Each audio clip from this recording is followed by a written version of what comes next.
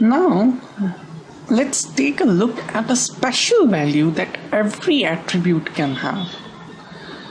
We call this special value as a null value, okay? Null value indicates that either the value of that attribute is unknown, or it is missing, or it is just not applicable. Okay? Just keep in mind that null is in the domain of every attribute.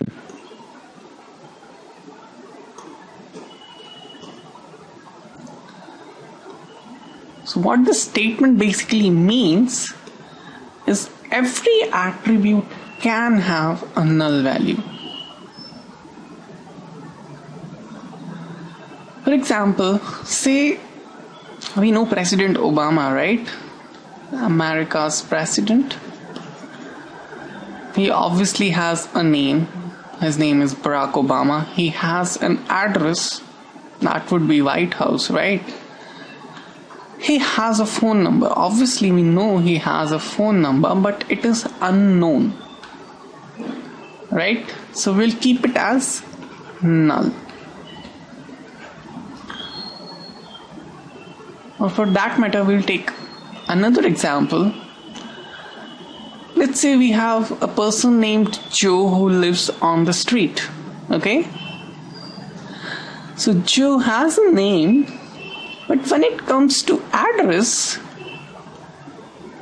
he lives on the street. He may be living on one street one day, probably some other street on another day.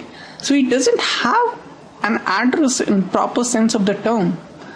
His address is not applicable, or in other words, in our database, it would be null.